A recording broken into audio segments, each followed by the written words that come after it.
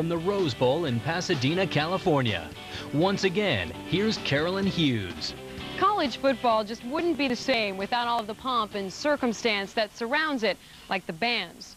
The Stanford band, for example, is a bit unorthodox. Technically, they're not even a marching band. They're more of a scatter band, with their members running and screaming out onto the field in various formations.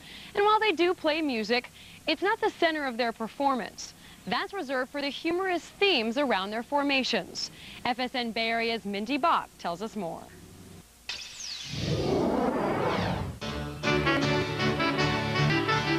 Stanford University. It's been called the Harvard of the West.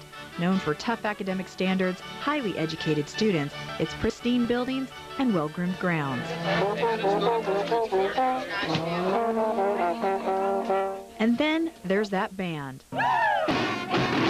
Not your typical collegiate ensemble, but a subculture of college kids who give new meaning to self-expression. I had all kinds of fun. It was a tremendous release from the stress of school. Always satirical, often controversial, and anything but traditional. Whoever paid attention to a marching band before? You know, most of the time it's just filler between two halves of a football game. Stanford's band stopped being mere filler in 1963 when Dr. Arthur Barnes took over as its director. Some say the band even took on the personality of Barnes himself. What was kind of the mindset of the band back then? Everything was up for change, and everything was questioned. President Kennedy had just been assassinated. The United States was at war in Vietnam. And Northern California was about to become a haven for hippies and progressive political thought. Teaching at that time, it wasn't a lectureship. You didn't lecture. You had too many people asking questions all the time. And also questioning authority. When Barnes arrived at Stanford, the band was actually on strike. The Stanford band was becoming, I think, a little bit less popular as a student organization. Barnes provided the jumpstart the band needed. They changed their name to the Leland Stanford Junior University Marching Band, even though they had stopped marching. The dress code was simple. The more bizarre, the better.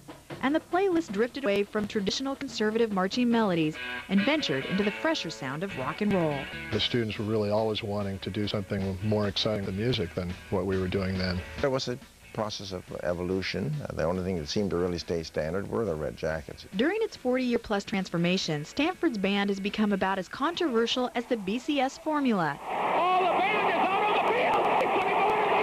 However, it's the halftime shows where they usually ruffle the most feathers.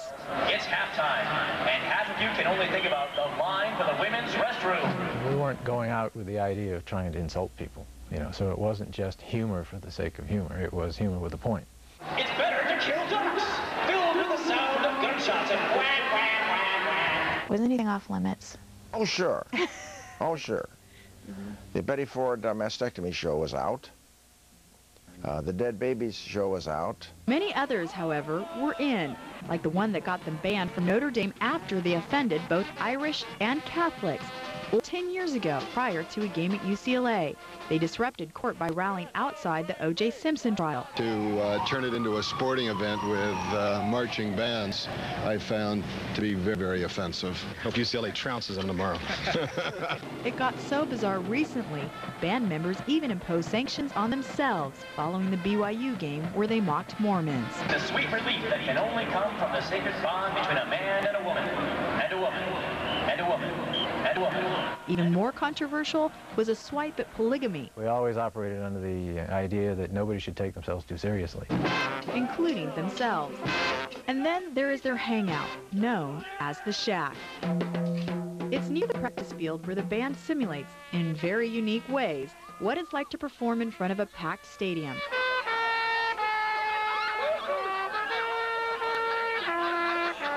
Dr. Barnes retired in 1997 after 34 years with the band, but his spirit and his passion play on. That is 60 live crickets somewhere in your body now. Great. They're a little tamer now. They don't think they are, but they really are. One of the band's more clever ideas was coming up with the school's mascot, a tree. Its roots came in the 70s when Stanford decided to change the team's nickname. The university wanted a monolithic cardinal, so the band, in protest, used its halftime to march out a series of alternatives, which included a steaming manhole and a French fry. before, to the delight of many, the tree finally won out.